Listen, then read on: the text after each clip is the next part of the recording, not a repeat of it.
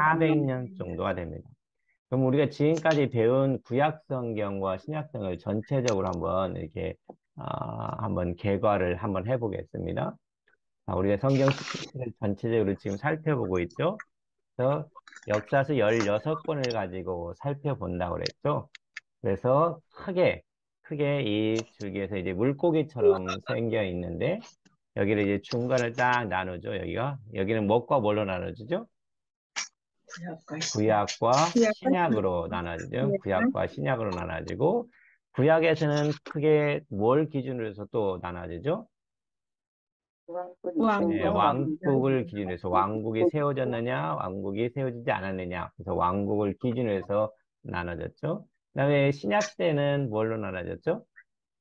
예수와 예, 사도. 예수님과 사도를 통해서 나눠졌죠. 사도를 통해서. 그래서 이렇게 해서 크게 이제 우리가 성경을 시대를 나눴죠. 그다음에 이제 이 왕국 이전은 왕국 이전 시대가 있었잖아요. 그래서 5권이 있었잖아요. 창세기, 출애굽기, 민수기, 레위기, 민수기, 레위기는 안 들어가고 여호수아, 민수기, 여호수아, 사사기가 역사를 나타내는 5권이죠.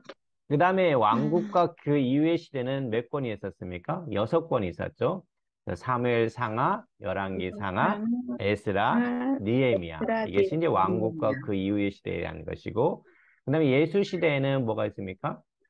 4권의 복음서가 있죠. 마태, 마가, 누가, 요한복음이 있습니다. 그리고 사도 시대에는 바로 사도의 행전을 통해서 역사가 기록되었음을 보여주고 있죠. 근데 이것을 이제 보면은 왕국 이렇게 나눠지는데 이 왕국 이전 시대는 그게 7개의 큰 틀로 중간 틀이 있었죠. 왕국과 그 이후 시대는 몇 개의 틀이 있었죠? 4개의 틀이 있었죠. 예수 시대는 몇 개의 틀이냐면은 몇 개요? 5개의 틀이 있습니다. 그리고 사도 시대는요? 7개가 있습니다. 다시 여기 왕국 이전 시는 작은 틀이 몇 개 있었냐면은 23개가 있었다고 했죠. 23개가 있었고 역시 왕국과 그 이후 시대도 23개의 작은 틀들이 있었습니다. 그렇죠? 그래서 우리가 이제 여기 왕국 이전 시대에는 주로 이미지를 통해서 이야기를 해줬죠. 이미지를 통해서 해줬고 왕국과 그 이후 시대는 도표를 통해서 이야기를 해줬죠. 그다음에 이제 예수 시대는 지도를 통해서 얘기를 해주고 사도도 역시 지도를 통해서 이야기를 해줍니다. 주요 내용들이 쭉 연결되죠. 그다음에 이제 성경은 이제 여기다 이제 우리가 왕국 이전 시대의 성경은 뭐가 있었습니까? 여기에는 5권과 더불어서 여기에 들어간 것이 뭐가 있었습니까? 5권과 더불어서 욥기서가 들어가 있었죠. 욥기 그다음에 4권에 더 추가가 됐죠. 네, 4권이 더 추가, 레위기, 신명기, 욥기가 더 추가가 됐습니다. 그다음에 여기 이제 이 왕국과 그 이후 시대에서도 역시 시편, 아가, 잠언, 전도가 있고, 그다음에 이제 소선지서들과 대선지자들이 쓴 기록들이 여기에 들어가 있죠. 오바댜, 요엘, 호세아, 아모스, 요나, 이사야, 미가, 나움, 예레미야, 스바냐, 다니엘, 하박국, 에스겔, 에레미야, 에갈, 학계, 스가랴, 에스더, 역대, 상하, 말라기, 어제 24권이 포함되어 있습니다. 예수 시대는 그대로 마태, 마가, 누가, 요한반이 있고요. 사도 시대는 이제 사도 바울에 쓴 서신서들 있죠. 갈라디아서, 데살로니가 전후서, 고린도 전후서, 로마서, 골로새서, 에베소서, 빌립보서, 그다음에 빌레몬서, 디모데 전후서, 디도서. 그다음에 일반 서신이라고 해서 히브리서, 야고보서, 베드로 전후서, 요한 1, 2, 3서, 유다서. 그리고 마지막에 계시록에 대해서 총 66권으로 성경이 이루어졌음을 우리가 보게 됩니다. 바로 이 사이에 이 구약과 신약의 이 중간 시대를 가리켜서 바로 이 노란 걸로 되어 있는 것을 바로 뭐라고 한다고요? 중간기라고 한다. 이게 몇 년이라고 이 기간이? 400년. 400년이라고 한다는 거예요. 400년. 그래서 우리가 이 400년 동안에 어떤 일이 일어났는지를 우리가 대략적으로 우리가 알아야만이 이 신약 성경을 이해할 수가 있어요. 그러면 여러분들이 지금 구약을 쭉 공부해 오셨는데 이 구약을 공부해 오셨는데 구약을 통해서 우리가 알 수 있는 것은 뭘 알아야 될까요? 구약을 통해서 우리가 알아야 될 것은 그냥 이스라엘의 역사, 우리가 뭐를 알아야 될까 그런 것이 아니라 하나님의 마음을 알아야 돼요. 하나님이 이스라엘 백성들을 어떻게 다스렸는지 그 하나님 아버지의 마음, 아버지의 심정을 아는 것이 바로 구약을 통해서 우리가 알아야 되는 거죠. 그 결정판이 이제 이 신약에 나오지만은 그 사이에 400년 동안 이제 침묵하시는 그 하나님을 보게 되는데 먼저 이게 이 400년 동안 여기 이 중간 시대 때 우리가 알아야 될 세 가지 주제가 있어요. 뭐냐면은 이스라엘 이제 요시아 왕이 죽은 때부터 신구약 시대, 예수 시대와 사도 시대까지 주변 강대국들이 속국이 되어 있는데 이 중간 시대의 이슈는 뭐냐면은 첫 번째는 이스라엘이 이 400년 동안에 어느 나라의 지배를 받고 있었느냐 하는 거죠. 그러니까 이 400년 동안에 이스라엘을 통치하는 나라들이 어떤 나라들이었었느냐, 어떤 나라들이었었느냐, 그는 한 나라가 아니었음을 가르쳐 주고 있죠. 그 다음에 유대인들의 주거지가 어디냐 이죠. 예수님 당시에 유대인들이 어디에 살고 있었는가? 그러니까 팔레스타인에만 살고 있었는가? 어디에 살고 있었는가? 그리고 나머지 하나는 신약에 등장하는 주 인물과 직책들은 어떤 것들이 있는가? 이 중간 시대에 이것을 우리가 알면은 신약을 공부하는데 굉장히 도움이 됩니다. 그러니까 신약에 나오는 이름들을 보면은 언제 생겼냐면 구약에서 생긴 것이 아니라 바로 이 중간 시대 때 생긴 이름들이 많이 나옵니다. 그렇기 때문에 중간 시대를 모르면은 이것이 어디서부터 등장했는지 모르게 되는데 자, 우리가 여러분은 페이지 저희 프린트는 없는데 여기 지도를 한번 보겠습니다. 지도를. 자, 이스라엘의 이 지도를 보면은 여기 혹시 여기 작은 여기 노란 것이 보입니까? 지도가 네, 뭐라고 써 있죠? 엘람. 예, 엘람이라고 써져 있어요. 혹시 여러분 이제 여기 메대라고 하는 곳이 있죠? 엘람이라고 조그맣게 노랗게 되는데 이게 바로 뭐냐면은 이 엘람이라는 나라가 페르시아, 바사라고 하죠. 성경에 바사. 그러니까 페르시아의 시작이 바로 어디서부터 시작되냐면 이 엘람에서부터 시작돼요. 아주 작은 나라죠. 아주 작은 나라 이 페르시아가 바로 이 엘람에서 시작돼요. 근데 여러분 혹시 기억하실지 모르겠지만은 이 우리가 쭉 이렇게 거슬러 올라가다 보면은 노아의 아들이 있죠. 노아의 아들이 누가 있죠? 함, 셈, 야벳. 네, 세 명의 아들이 있죠. 셈, 함, 야벳이 있었죠. 그 중에 셈의 그 족보를 보면요. 셈에게는 누가 있었냐면은 5명의 아들이 있었어요. 음, 다 기억 못 하시죠? 제가 가르쳐 네, 드릴게요. 첫째는 누구냐면 엘람이라고 하는 사람이 있어요. 누가 있다고요? 네, 지금 엘람. 여기 지도에 나오는 엘람이라는 사람이 있어요. 또 누가 있냐면 아수르가 있어요. 누가 있다고요? 음, 아수르. 또 누가 아수르, 있냐면 아르박삭이 있어요. 아르박삭. 아르박, 아르박삭. 그 다음에 또 누가 있냐면 룻이 있어요. 룻. 룻. 그 다음에 5번째는 아람이라는 사람이 있어요. 근데 한번 여러분 보세요. 이 5명 중에 나라를 다 다스렸던 사람들이잖아요. 그렇죠? 나라 이름들이 다 있었죠. 음, 그렇지 않아요? 아수르의 셈의 장자 엘람이 바로 이 엘람이라는 나라를 세웠죠. 그다음에 아수르는 니누에 근방에 있는 아수르 나라를 만들었죠. 이 아르박삭만 나라를 만들지 못했어요. 그렇죠? 나라를 만들지 못했는데 근데 재미있는 것은 이 아르박삭의 후손이 누가 있냐면은 아주 유명한 사람이 있어요. 누가 있냐면 바로 믿음의 조상, 다윗, 믿음의 아브람, 조상 아브라함이에요. 아브라함. 아브람. 그러니까 셈에게 5명의 아들이 있는데 그 아들들은 다 왕권 그 나라를 세웠는데 그 중에서 나라를 세우지 못한 아르박삭의 후손에서 누가 태어났어요? 아브람. 아브라함이 태어났다는 거죠. 그러니까 어떻게 보면은 사람들 가운데서는 쓸모없다고 생각되는죠. 쓸모없다고 생각되는 그 사람들을 통해서 하나님께서는 역사하심을 보게 되죠. 그러니까 아브라함이 잘나서 하나님께서 택하신 것이 아니죠. 그죠? 어떻게 보면 이 아브라함은 그 여기 이제 이 아람 땅이죠. 여기 이제 여기 이 메대지구 요 지역에서 이 지역에서 주로 뭐 하면은 유목민처럼 떠돌아다니는 그런 유리하는 그러한 사람이었잖아요. 그렇게 땅떨배기처럼 떠돌아다니는 그 아브람을 하나님께서 불렀다는 거죠. 그렇죠? 근데 이 엘람은 바로 엘람이라는 나라를 만들었고, 아수르는 아수르 나라를 만들었고, 아람이라고 하는 사람은 아람 나라 만들었잖아요. 그죠? 룻은 근데 리디아라는 나라를 만들었어요. 이게 이제 리디아라고 하는 여기 왕국이 있잖아요. 이 왕국에서부터 이제 시작돼야 우리가 성경에 나오는 누가 등장하냐면 고레스라고 하는 사람이 등장하죠. 그렇죠? 고레스가 누구죠? 바사왕. 이 바사의 바사왕. 첫 번째 왕이죠. 바사. 바사왕. 그러니까 페르시아의 첫 번째 왕이 고레스라고 하는 사람이 여기서 등장하게 되는 것이 바로 이 리디아 왕국에서 등장하게 되는 거죠. 리디아 왕국.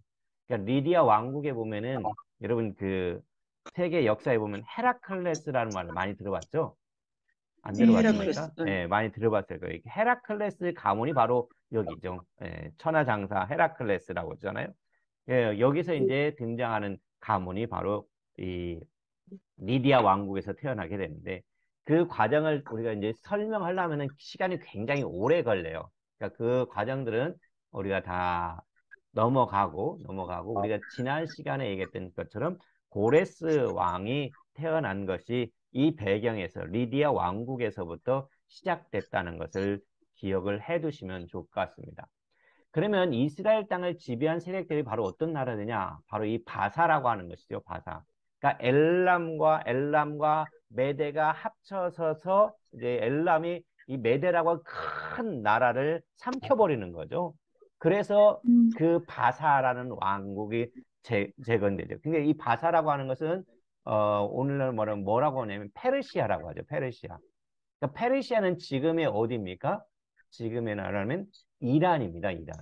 그러니까 페르시아 왕국, 그렇죠? 그러니까 페르시아 제국이 바로 이 이스라엘을 다스리게 되는 거죠. 페르시아 왕국, 그 바사 왕국이 바로 이스라엘을 첫 번째로 다스리게 됩니다. 두 번째로 다스리게 되는 것이 어떠냐면 그리스죠. 헬라가 바로 이 통치를 하게 되죠. 이 헬라의 통치자 중에 누가 있습니까? 알렉산더가 있죠. 그러니까 알렉산더가 있는데 그에 보면은 이 지도를 보면은 이 알렉산더가 어디서 어디까지냐면 이 빌립보라고 하는 것이 여기 있거든요. 이게 이제 빌립보라고 하는 것이 여기서부터 여기 인더스강 여기까지 알렉산더가 통치를 합니다. 알렉산더가 여기까지 통치를 하는데 여기까지 계속해서 동방으로 이렇게 전진해 가죠. 그러니까 빌립보에서 여기서 이제 처음에 이 알렉산드리아가 여기 알렉산드리아라고 이름 붙여줬잖아요. 성경에서는 이 알렉산드리아가 뭐라고 하냐면 드로아라고 나와요. 뭐라고 나온다고요? 드로아. 드로아. 그러니까 드로아 하면 여러분 누가 생각나냐 되냐면은 누가 생각날까요? 드로아. 사도행전에 드로아 하면은 청년이 예, 드로아. 청년이 창가에서 말씀 듣다가 뭐 했어요? 예, 떨어져 죽은 그 자리, 그 지역이 바로 드로아예요. 예. 그러니까는 알렉산드리아 이름을 따서 알렉산드리아 가는 곳마다 도시를 세우고 거기에 이름을 붙여준 것 중에 하나가 여기인데 이 알렉산드리아 계속해서 여기까지 다 하는 거죠. 근데 여기까지 가니까 여기 이제 더 이상 갈 곳이 없다고 생각하니까 이제 알렉산드리아가 뭡니까? 여기서 이제 이 정복하고 인도까지 더 이상 할 땅이 없어서 이제 울었다는 거죠. 그러면서 이제 서른이 넘어서 이제 이 알렉산더가 죽게 되는데 알렉산더가 죽고 나서 나라가 네 개의 나라로 나눠지게 됩니다. 이제 여기 어떤 나라들이 나누냐면 여기 네 개의 지역이 있죠. 예. 이쪽은 리시마커스라고 하는 사람이 남들이고 이제 본토는 마케도니아는 카산드라가 지배하게 되고 그다음에 여기는 리시마커스가 되죠. 트라키아라고 하죠. 트라키아. 말들이 좀 어렵지만은 그다음에 이제 여기 애굽 땅에는 톨레미가 다스리게 되고 그다음에 여기 이제 이스라엘 이 시리아 쪽은 안티고노스 셀루커스라고 하는 사람들이 다스리게 돼요. 셀루커스. 그래서 이제 가장 많이 등장하는 것이 뭐냐면은요. 이 셀루커스 왕조하고 톨레미 왕조가 바로 어디를 다스리는 거예요? 이스라엘을 다스리잖아요. 그러니까 이스라엘을 다스리니까 이 사람들이 계속해서 뭐합니까? 이 이스라엘 지역에서 계속해서 싸우고 있는 거예요.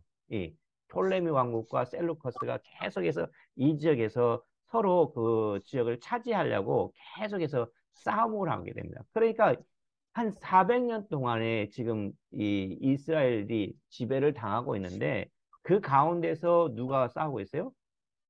이 톨레미와 셀루커스가 계속 싸우게 되는 거죠. 그래서 이제 이 알렉산더 이후에 어떤 왕조가 등장하면 그 이스라엘 다스렸던 이제 바로 프톨레미, 그렇죠? 이 왕조가 여기를 다스리게 되죠. 프톨레미가 왕조가 다스리게 되는데 이때 어떤 일이 일어나냐면요. 여기 이 성경이 이제 히브리어로 된 구약 성경이 있는데 이 히브리어를 성경을 뭘로 바꾸냐면은 번역을 하냐면은 헬라어로 바꿔요. 그게 이제 가르쳐서 뭐가 되냐면 이게 아주 중요한 성경 사본이거든요. 70인역이라고 해요. 그러니까 헬라어 성경 중에 구약 성경을 헬라어로 바꾼 성경이 뭐라고요? 70인역. 70이요. 예, 그래서 아마 예수님도 성경을 인용했을 때 70인역을 인용하지 않았나 그런 말들도 있어요. 이런 말들도 있을 정도로 이 70인역이 바로 이 프톨레미 왕조 때 알렉산드리 이후에 그 프톨레미 왕조 때 하게 번역되었죠. 그래서 이것이 아주 중요한 성경으로 지금도 우리들에게 읽혀지고 있습니다. 그래서 헬라어를 공부한 사람들은 바로 이제 구약 성경을 보면은 이게 우리가 읽을 수가 있는 거죠. 그래서 이 의미가 굉장합니다. 그래서 우리가 성경 원어의 뜻을 알려면은 바로 이 70인역을 보게 돼요. 그 다음에 또 다스린 것이 뭐냐면 프톨레미아 왕제 셀루쿠스라고 했잖아요. 아까 셀루쿠스라고 했잖아요. 이 셀루쿠스 왕조가 또 이 나라를 다스리게 되는 거죠. 그러니까 이 지역을 계속해서 바로 이런 왕조들이 이어서 이 땅을 다스리고 있는 거죠. 이 땅을 다스리고 있죠. 그 다음에 이제 등장하는 것이 누구냐면은 이 셀루쿠스 왕조 때는 어떤 일이 일어나냐면은 이집트를 애굽을 격파하고 영토를 이제 통합하면서 이스라엘을 속국으로 만드는데 특별히 이 안티오코스 4세인 에피파네스라고 하는 사람이 유대교를 굉장히 탄압합니다. 그러니까 유대교를 탄압하고 그리스 신을 섬기도록 강요하고 자신을 뭐라고 하냐면 제우스라고 말하죠. 세계 역사에도 나오는 그런 제우스라고 하죠. 그래서 이제 신격화하고 유대인들을 확살하면서 율법의 사본들을 다 파괴해 버립니다. 그리고 이제 유대인들이 지키는 그 할례를 다 금지시키는 그러한 일들을 하죠. 그러니까 이렇게 계속해서 속국으로 있다 보니까 우리나라도 36년에 있었지만 계속해서 무슨 운동을 합니까? 독립운동을 하잖아요. 그래서 이제 독립운동을 한 사람이 누구냐면 마카비라고 하는 사람이 등장해서 독립운동을 합니다. 이스라엘은 어떤 왕조 있었죠? 누가 왕조, 최초의 왕조를 일으켰죠? 다윗. 사울. 사울이었죠. 사울인데 사울. 결국은 이스라엘은 다윗 왕조, 다윗 계보를 통해서 쭉 이어왔잖아요. 사울 다음에 이제 다윗은 계보가 달라졌잖아요. 그러니까 다윗 계통에 쭉 왔는데 그 중간기 때 유일하게 다윗 왕조가 아닌 누가 나왔냐면은 바로 마카비라고 하는 사람이 등장합니다. 누가 등장한다고요? 마카비가 등장합니다. 그래서 이제 여러분들 이제 성경에 보면은 우리가 비유를 보면은요, 그 예수님께서 비유한 것 가운데 그 밭에 감추인 보화라는 비유가 있잖아요. 혹시 기억나십니까? 어떤 사람이 네. 밭에 감추인 보화를 발견하고 집에 가서 모든 것을 팔아서 그 밭을 뭐 했습니까? 샀다고 그랬잖아요. 근데 왜 밭에 감추었냐면요. 이스라엘 사람들이 그 땅에 지금 이 중간기 시대 때 어떤 것이 많이 일어났습니까? 전쟁이 많이 일어났어요. 그러니까 전쟁이 많이 일어나니까 한번 보세요. 이 150년 동안 두 나라가 초대결각 오르락 내리면서 짓밟으니까 보물을 가지고 있다가는 어떻게 돼요? 다 빼앗겨 버려요. 그리고 언제 빼앗길지 모르니까 다 뭐합니까? 그것을 어디다 숨겨두냐면 다 밭에다 다 숨겨둬요. 보물들을 다 밭에다 숨겨둬요. 그러니까 밭에다 다 숨겨두었지만은 숨겨놓고 전쟁이 일어나서 죽어버려요. 그러면 어떻게 돼요? 그것을 못 찾는 거예요. 몰라요. 그러니까는 밭에 모르죠. 감추어져 있는 거예요. 보화들이, 보물들이. 그러니까 예수님은 그것을 비유를 통해서 이제 천국 비유를 얘기하고 있지만은 사람이 파묻어 놓은 사람이 죽어버리잖아요. 그러면 그 보물은 임자가 있어요, 없어요? 임자가 없어요. 없어요. 물론 나중에 그것 때문에 말썽이 나니까 이스라엘에서 이제 그것을 법으로 딱 정해. 밭에 감추인 보화는 누구 것이라고 하냐면 발견한 사람의 것이다라고 법으로 딱 정해놓기도 하네요. 그러니까 이런 것도 이제 우리가 이제 모르면은 신약에 가서 모르면 신약을 읽었는데 그게 무슨 말인가 이해가 안 가는데 바로 이 중간기 때 바로 그런 사건들이 있었다는 것을 배경으로 알면은 우리가 더 쉽게 성경을 이해할 수가 있게 되는 거죠. 그런데 이제 아까 위쪽에는 셀루쿠스 왕조하고 안티오쿠스 왕조가 집안이 싸우고 있는데 결국에 이제 마지막 전쟁에서는 누가 있냐면 이 셀루쿠스가 안티오쿠스 사세라는 사람이 다 다스리죠. 이 에피파네스라는 이름을 기억을 해야겠죠. 그리고 나서 이제 이 에피파네스가 딱 이 팔레스타인 지역을 점령한 다음에 점령 지도를 한번 볼까요? 지도가 어디 있을까요? 지도가 네. 이 셀루커스가 이게 여기를 이제 다 점령을 해서 그리고 여기 이제 애굽으로 내려가려고 하는데 이 애굽으로 내려가려고 해서 보니까 이미 그때는 누가 와서 거기를 지배하고 있냐면은 누가 지배하고 있을까요? 네. 헬라 다음에 그리스 다음에 어떤 나라가 제국이 됐습니까? 로마. 로마가 제국이 돼서 로마가 딱 거기를 차지하고 있는 거예요. 그래서 이 로마 군대가 와서 애굽을 다 정복하고 있는 거예요. 그러니까 로마 군대가 그 당시에만 해도 그 직전에 로마가 어떤 전쟁을 하면 카르타고라고 하는 전쟁을 일으켰거든요. 그러니까 카르타고 하면은 여러분 혹시 세계사에서 하니발이라고 하는 사람을 들어봤을 겁니다. 한니발. 예, 하니발이요? 예, 하니발과의 전쟁을 뭐라고 하냐면 무슨 전쟁이냐면 토에니 전쟁이라고 해요. 그러니까 지금은 우리가 성경 역사지만 이 성경 역사는 세계 역사예요. 세계 역사. 실제로 있었던 일이니까. 그러니까 그 세계 역사 포에니 전쟁을 하는데 이 1차 포에니 전쟁, 2차 포에니 전쟁을 통해서 스키피오라가 결국 이제 지중해를 다 패권을 잡고 하니발 장군을 꺾어버리죠. 그리고 하니발의 이제 카르타고 군대를 쳐부수고 나니까 지중해 패권이 누구한테로 넘어가냐면 로마로 넘어오면서 바로 이제 이 로마가 여기 이제 이 지역을 다 차지하게 되는 거죠. 그래서 이제 이 지역을 여기 지역을 차지하고 군대를 다시 이집트 여기 애굽으로 파송을 했고 애굽을 다 점령을 하죠.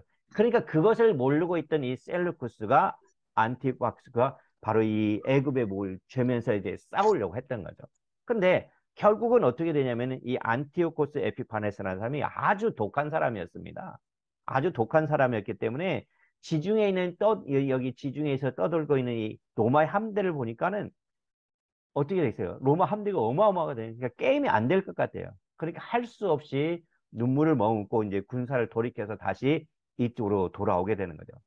이제 이때 이제 안티파네스와 사람과 맞서서 이제 안티파네스가 힘이 좀 약해지니까 이 사람과 맞서서 나온 사람이 유대인 중에 누가 나왔다고요? 아까 어떤 사람이 어떤 왕족? 마카비. 예, 마카비우스라고 하고 마카비아라고 하는 거. 마카비아가 혁명을 일으켰죠. 그렇죠? 그러니까 마카비는 별명이고 이름은 유다예요. 유다. 그래서 유다 마카비우스라고 하는 사람이 등장하게 됩니다. 그러니까 이 마카비우스는 말은 이제 철퇴를 하도 잘 써서 마카비우스는 철퇴라는 뜻이 담겨져 있습니다. 그래서 이 사람이 형제가 일어나서 바로 이 마카비우스 혁명을 일으키는 게 혁명을 일으키게 됩니다. 그렇죠? 그래서 이 시기에 이스라엘 에돔을 정복하고 이제 헤롯의 이제 안티파스가 에돔의 총독으로 등장하게 되는 거. 그래서 로마에서는 바로 이제 로마가 뭐가 있는가? 터키와 시리아를 점령하고 이 BC 63년에 유다를 바로 점령하게 되죠. 이때 이 에돔의 총독이었던 안티파터가 바로 안티파트는 폼페이를 도와서 예루살렘 정복에 일주한 대가로 바로 이제 집정관을 임명돼서 유다를 통치하는 가려내는 일을 시작하게 되게 되죠. 그래서 이 폼페이가 로마의 폼페이가 등장하고요. 그 다음에 등장한 사람이 이제 가이사가 등장하죠. 가이사가 뭐라고 하죠? 가이사가 언제 나온 사람이죠? 신약성경에 보면 사돈. 사돈세. 예수님의 사돈. 요셉에게 뭐예요? 가이사의 명을 내리잖아요. 인구 조사를 하려고 다 명을 내리잖아요. 이때 등장하는 사람들이죠. 이때 등장하는 사람들이 바로 이런 사람들이 등장하게 되죠. 그래서 여기에 이제 등장하는 인물들을 보면은 이 이제 어떤 사람들이 등장하는 것을 여러분들이 한 번씩 읽어보시면은 옥타비아누스라고 하는 분이에요.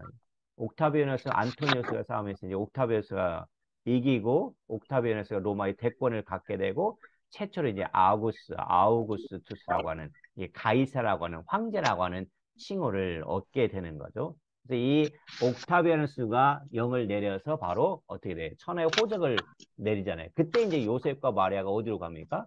고향으로 돌아가게 되는 거죠. 그죠? 고향으로 돌아가서 베들레헴 내려가서 바로 아기 예수님이 태어나게 되는 거예요. 그러니까 이제 아주 그 암흑기에서 이제 예수님이 태어나게 된 그런 배경이 바로 여기서 왕에서 등장하게 돼요. 이때 이제 대헤롯은 계속해서 분봉왕이라고 하면 뭐냐면은 총독은 전체 로마의 황제는 아우구스지만 이 유대 지역을 다스릴 수 있는 왕이 바로 헤롯이라고 하는 사람이 되겠죠. 그래서 이제 우리가 성경을 읽다 보면 신약 성경을 읽다 보면은 바로 헤롯이라는 이름이 등장하게 되죠. 그렇죠? 그 다음에 이제 우리가 이제 기억해야 될 것은 뭐냐면 유대인들이 그러면 어디에 거주했느냐, 이 400년 동안 어디에 거주했는가를 우리가 봐야 되는데 이 400년 동안에 이 아수르가 이제 처음에 아수르가 등장해서 혼혈 정책을 합니다. 그 혼혈 정책을 해서 이 혼혈 정책의 결과로 어떤 일들은 사마리아인들이 바로 세겜을 중심으로 종교 문화를 일으키게 되죠. 그래서 사마리아 사람들이 예루살렘에 가지 않고 예루살렘 성전에 가지 않고 사마리아 세겜이라고 하는 곳에 성전을 세워서 거기서 자기들끼리 예배를 드리죠. 왜냐하면 예루살렘에 들어갈 수가 없게 되죠. 혼혈 정체에서 혼혈이라고 했기 때문에 유대인들이 받아주지 않아요. 그래서 이제 이 요한복음 4장에 보면은 사마리아의 우물가 여인이 등장하잖아요. 그때 이제 예수님과의 대화에서 우리가 어디서 예배합니까? 예배하는 곳이 어디입니까? 우리는 예루살렘에 갈 수도 없는데 우리가 어디서 예배 드려야 됩니까? 라고 말할 때 우리가 예수님께서 하신 말씀이 뭡니까? 어떻게 예배 드리라고 하죠? 영과 진리. 네, 영과 진리로 하나님께 예배 드리라고 하잖아요. 그렇죠? 그러니까 이제 그 말이 등장하게 되죠. 그래서 이제 사마리아 지역에 거주하는 사람들이 있고 사마리아에 거주하는 사람들은 순수 유대인들이 아니고 이방인들과 혼합된 그러한 사람들이 거주하고 있었다는 거죠. 그 다음에 포로에서 귀환한 유대인들이 있었죠. 포로에서 귀환한 사람들이 우리 몇 차에 걸쳐서 귀환했다고 했죠? 3차. 3차에 걸쳐서 귀환했잖아요. 그러니까 예루살렘에 머물려고 했던 사람, 느헤미야에서도 뭡니까? 우리가 예루살렘에 머무르겠다고 인친 사람들이, 도장을 찍은 사람들이 있었잖아요. 그래서 거기에 머무른 사람들이 있었고, 그 다음에 이제 포로에서 귀한 사람들이 유대뿐만 아니라 이스라엘, 북쪽의 이스라엘, 또 북쪽 이스라엘 주변에 이제 이방 지역에 있는 모압이라든지 베가볼리, 그 다음에 두로, 시돈 이런 곳에 머물러서 살고 있었음을 보게 되죠. 그래서 이런 곳에서 살게 했습니다. 그 다음에 이제 포로로 잡혀간 사람들이 계속해서 그 포로된 지역에서 우리는 돌아가지 않고 살겠다 해서 계속해서 그 성에서 살아가죠. 그래서 그 사람들을 가리켜서 뭐라고 하냐면 디아스포라라고 합니다. 디아스포라. 흩어져 있는 사람들. 그래서 이제 이 사람들이 세계 방방곡곡에 로마 지역 각 지역에 흩어져서 살게 되죠. 그래서 유대의 이 400년 동안에 사마리아 지역에는 혼합된 사람들이 살았고 유대에는 순수한 유대 민족만 살았고 그 다음에 그 포로 지역에서는 포로로 잡혀간 사람들이 디아스포라 유대인들이 거주해서 살았음을 보게 됩니다. 그러면은 이 신약에 이제 등장하는 주 인물들이 등장하는데요. 신약에 이제 주 인물들과 직책들이 있는데 어떤 사람이냐면 헤롯이라고 하는 사람이죠. 아까 헤롯 나왔죠? 이게 분봉왕이라고 했잖아요. 그러니까 예수님이 태어날 당시에 뭡니까? 예수님을 죽이기 위해서 2살 이하의 모든 아이들을 뭐라고 했습니까? 죽인 왕이 바로 헤롯이었잖아요. 그러니까 팔레스타인 전 지역의 분봉왕입니다. 그렇죠? 그러니까 우리나라로 쉽게 이 분봉하기 하면은 일본의 총독이 우리나라를 다스렸잖아요. 그거 같은 거죠. 분봉왕은 그럽니다. 그 다음에 이 헤롯의 세 아들이 있었죠. 헤롯의 세 아들이 있는데 헤롯이 죽인 세 아들이 이대로 받았는데 헤롯 안티파스라고 하는 사람이 갈릴리와 베레아 지역을 다스렸고요. 헤롯 빌립이 데가볼리아 지역을 살렸죠. 이제 갈릴리 이제 지도를 보면은 위쪽이 갈릴리고 사마리아고 유대가 되어 있어요. 이스라엘 지도를 보면은.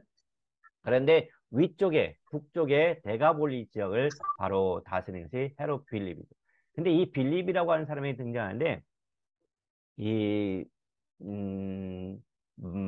이게 맞 베드로가 신앙을 고백한 곳이 마태복음에 나오는데 어디서 고백을 했냐면 어느 지역에서는 빌립보에서 그 가이사랴 빌립보에서 고백을 하게 되는데 그곳이 어떤 거냐면 이 빌립이라고 하는 헤롯 빌립이라고 하는 사람이 뭐냐면은 거기 가면은 어떤 곳이 있냐면요. 우리가 신약할 때 이야기하겠지만은 모든 신들을 다 집합시켜 놓은 곳이 바로 이 빌립보 지역이었어요.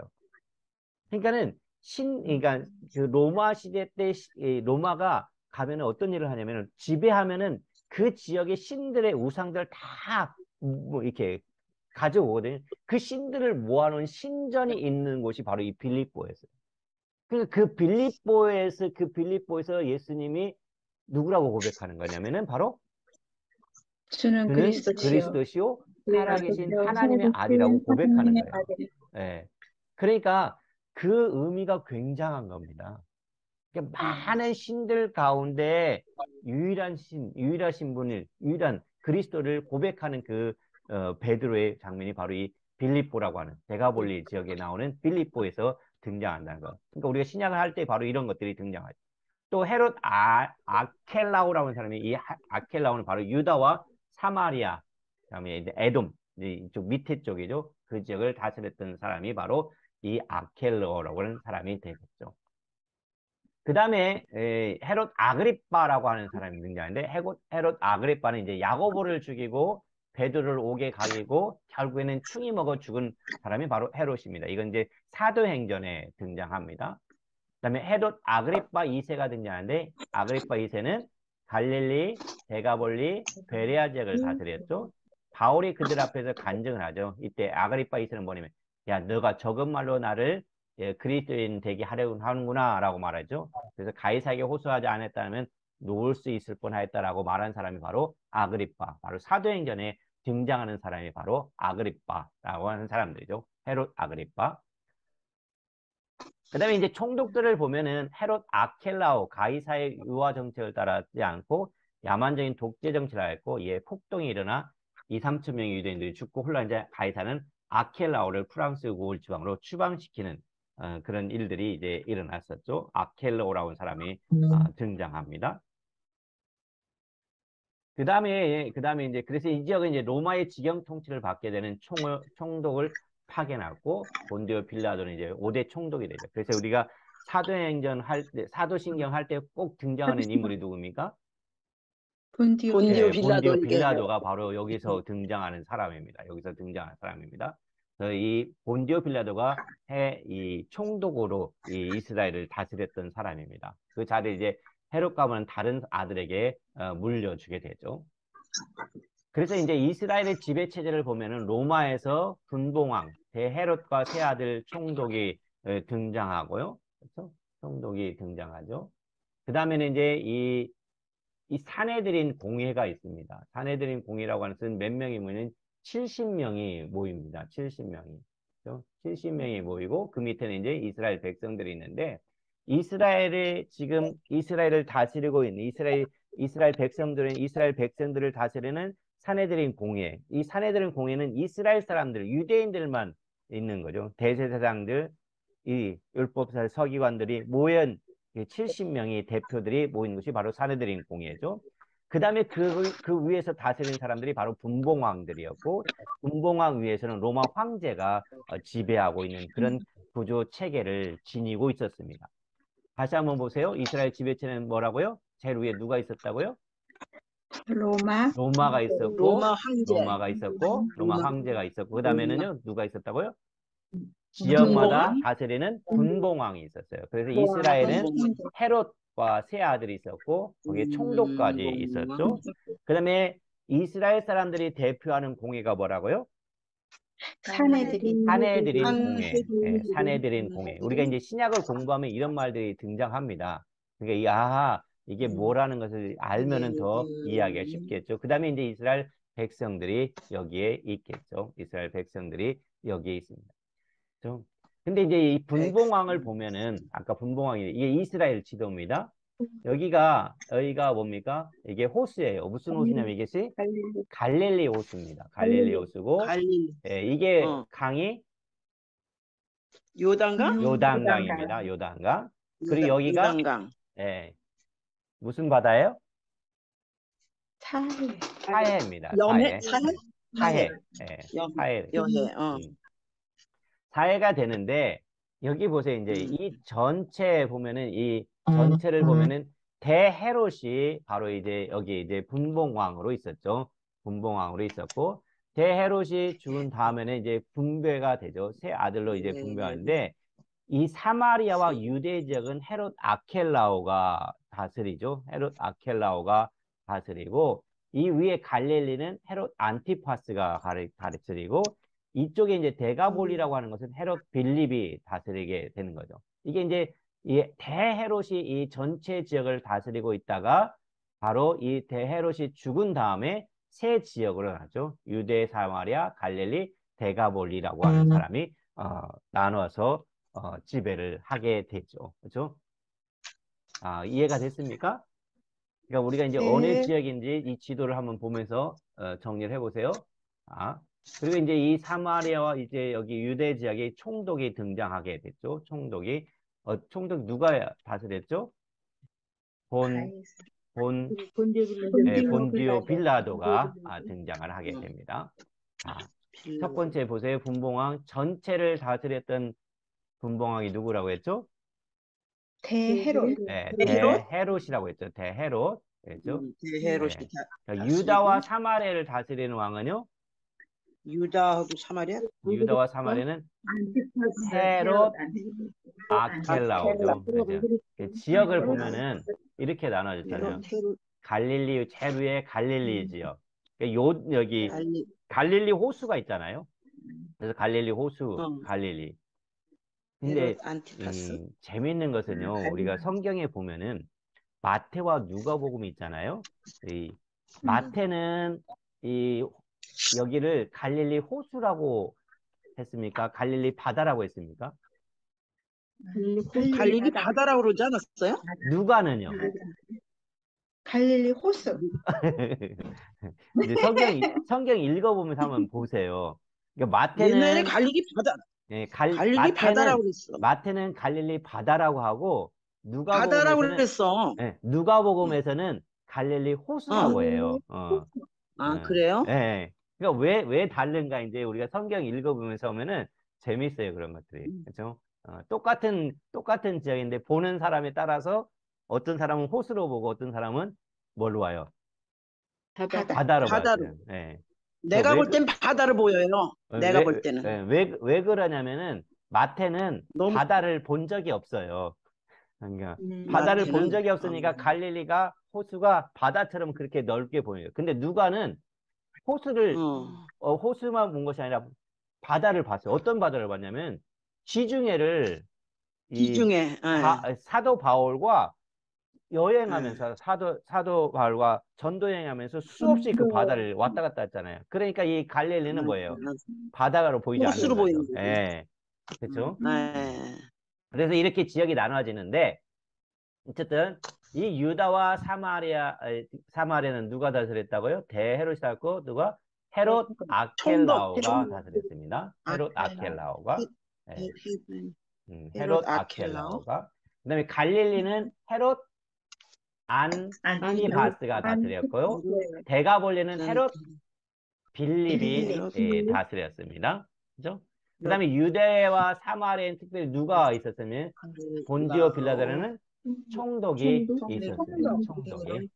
헤롯 안티파스 이건 총독이다. 안티파스, 헤롯 안티파스, 갈릴리. 그다음에 총독은 그러면 5명인가? 아니, 총독은 이 전체 지역보다도 주로 어디에 머물냐면 유다와 사마리 거의 유대 지역에 많이 머물렀었습니다.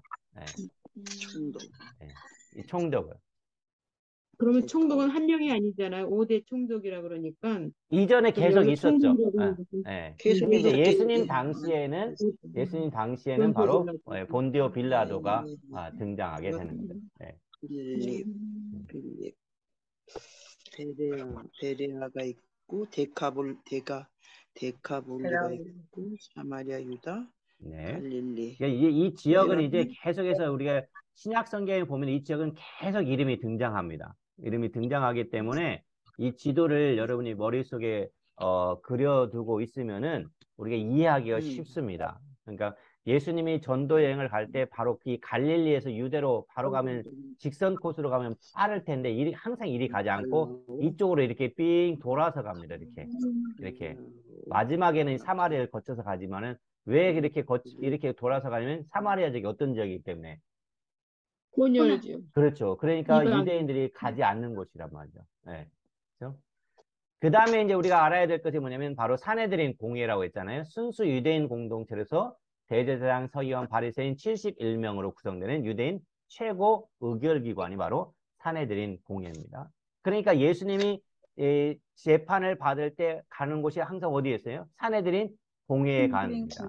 유대인들 가운데서 가니까. 그 다음에 이제 대제사장들이 등장하죠. 이제 에스라 이후에 에스라 학사 겸 에스라 대제사장 있잖아요. 에스라 이래 사두개파 사람으로 산헤드린의 주역이죠. 산헤드린의 주역. 메인이 대제사장이 되었기 때문에 그래서 대제사장 사두개파 사람들이 바로 대제사장을 이루게 됩니다. 그리고 이제 등장한 사람들이 서기관들. 서기관들은 어떤 사람들이냐면은 성경을 오늘날처럼 인쇄되는 것이 아니라 이렇게 우리가 필사하잖아요. 그렇게 필사를 한 사람들이 서기관들입니다. 네, 서기관들. 그러니까 이 서기관들이 계속해서 필사를 하기 때문에 성경을 계속해서 옮기죠. 그러니까 여러분들 그 성경에 보면 우리가 1.1획이라도 그런 말 있잖아요. 혹시 기억합니까? 1.1획이라도 바꾸잖아요. 그러니까 왜 1.1획이라고 하냐면은 이 히브리어를 보면은 그 점 하나에 따라서 뭐가 되냐면 뜻이 달라지거든요. 그래서 1.1획이라고 하는 말이 거기서 우리말로 할 때는 1.1획이라는 말을 하면은 좀 어폐가 있는데 그런 의미가 있어요. 그러니까 헬라어도 마찬가지인데 헬라어도 위에 점이 왼쪽으로 붙었느냐 오른쪽으로 붙었느냐에 따라서 뜻이 달라져요. 그런 경우가 있어요. 그렇기 때문에 그런 것을 똑바로 쓰는 거죠. 근데 재미있는 것은 어떤 일들이냐면요. 우리가 서기관들이 이렇게 쓰면은 계속 앉아서 쓰면 얼마나 졸리겠어요. 여러분 성경 쓰면 얼마나 힘듭니까? 그렇죠? 문계인 권사님 성경 쓰느라고 힘드시죠? 성경 쓰기 힘든데 예, 때로는 어떤 일이 있냐면요. 한낮에 밥 먹고 식곤증이 있을 때 깜빡 졸았어요. 깜빡 졸으면은 파리가 날아가다가 똥을 딱 쌌어요. 그러면 그 똥을 딱 쓰면은 그 점이 그 글자 위에 딱 공교롭게 딱 붙으면은 나중에 읽는 사람은 어떻게 했냐면 그 점이 있는 것으로 읽는단 말이에요. 그러니까 서기관들은 계속해서 한 사람이 한 것이 아니라 계속 다른 사람도 계속해서 써나가는 거죠. 그러니까 성경은 원본이 있어요, 없어요? 없어요. 성경 원본은 없어요. 성경 원본이 있을 수가 없어요. 그러니까 계속해서 써서 연결해주고. 그렇죠? 그런 사람들이 이제 서기관들이에요. 그 다음에 율법사들은 뭐냐면은 그 구약 성경의 율법에 관한 내용들이 어디에 많이 됩니까? 민수기, 레위기, 신명기 여기잖아요. 바로 여기서 나오는 그 율법, 모세 이후에 나오는 율법들을 해석해주는 사람들, 가르쳐주는 사람들이 율법사들이고 선생들이 랍비거죠. 그렇죠? 그래서 이제 에스라 이후에 해당 중심에서 가르쳤던 사람들이 바로 이 사람들입니다. 그러니까 우리가 신약 성경을 읽으면 서기관들, 율법사들, 랍비 이런 말들이 계속해서 등장하게 됩니다. 그렇죠? 그러니까 어떻게 보면 구약 성경에도 아주 잘 아는 사람들이죠. 그다음에 바리새파라고 하는 사람들이 있습니다. 바리새파. 우리 바리새파라고 하는 사람은 종교 단체의 백성들의 인정을 받은 유대교의 핵심 세력입니다. 그러니까 바리새파들은 성경의 그 계명들을 굳이 그대로 지키는 사람들입니다. 안 지키면은 정죄하는 사람. 그렇죠? 바리새파. 그다음에 사두개파 사람들은 아까 말했듯이 사독에서 유래된 제사장적 귀족 집단에서 예루살렘에 거주하였고 육체의 부활을 믿지 않고 천사와 영의 존재를 부인해서 철학 논쟁합니다. 그래서 이제 그 바리새파와 사두개파 사람들이 다툼이 뭐냐면 부활이 있고 없고 그 문제로 다투게 되는 거죠. 예. 그 다음에 등장하신 열심당원이라고 합니다. 이제 종교 집단이 아닌 열성적인 민족주의. 그러니까 예수님의 제자 중에도 열심당원이 한 사람이 있었어요. 그 사람이 누구냐면은 네, 가룟유다예요. 가룟유다. 가룟유다 열심당원이었어요. 열심당원. 그러니까 열심당원은 아까 그 중간기 때 왕조 중에 어떤 왕조가 있었다고 했죠? 다윗 왕조가 아닌 이스라엘의 어떤 왕조? 마카비 왕조가 있었잖아요. 그 마카비 왕조의 계통이 바로 열심당원이었어요. 그러니까 오늘날로 말하면은 뭐랄까 막 민족 해방 운동을 하는 사람들, 독립운동에 열정적인 사람들, 그런 사람들이 열심당원이었죠.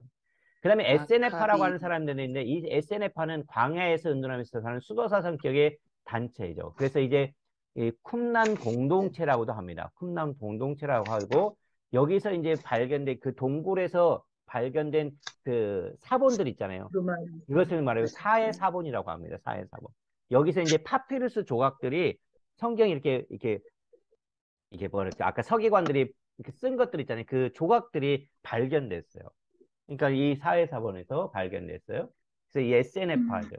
그러니까 어떻게 보면 이 요한복음을 쓴 사람들이 SNF파 사람들이다라는 말들도 있어요.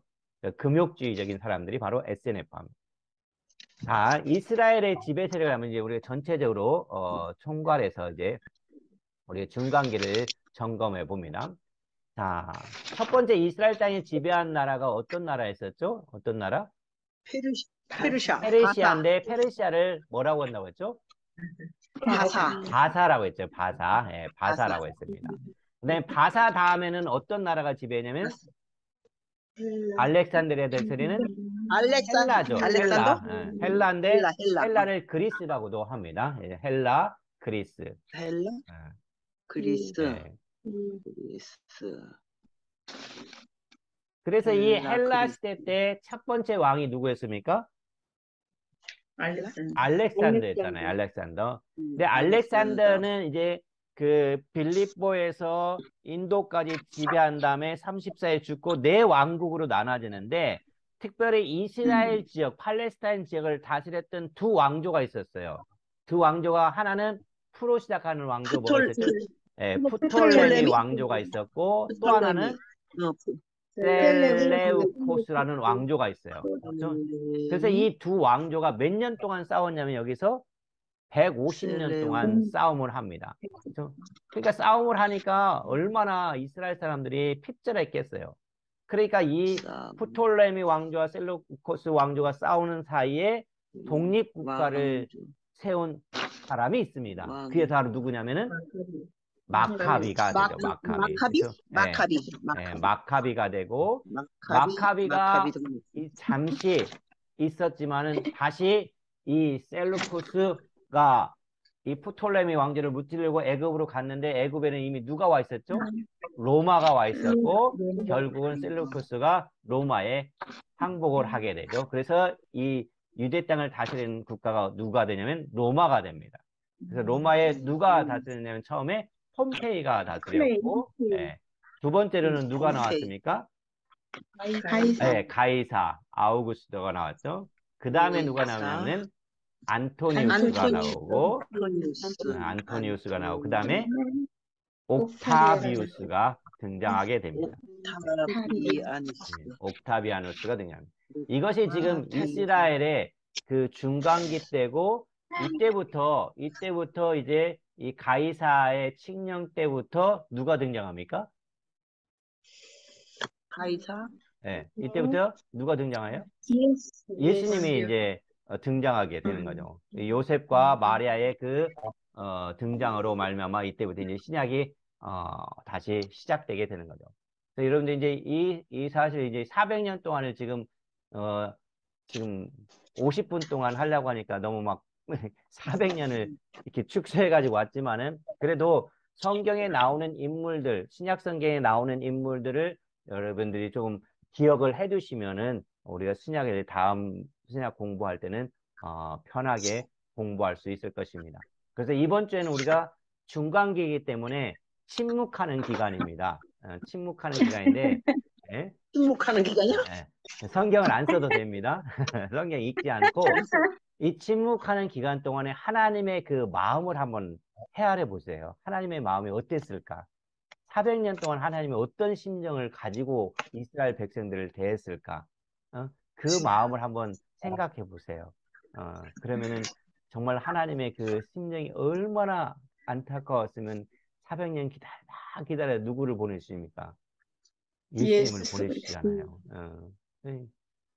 결국은 예수님 자기 아들을 보내주신 대로 결정하고 보내주시는 그 모습을 한번 그 마음을 여러분이 헤아리는 한 주간이 될 수 있기를 바랍니다.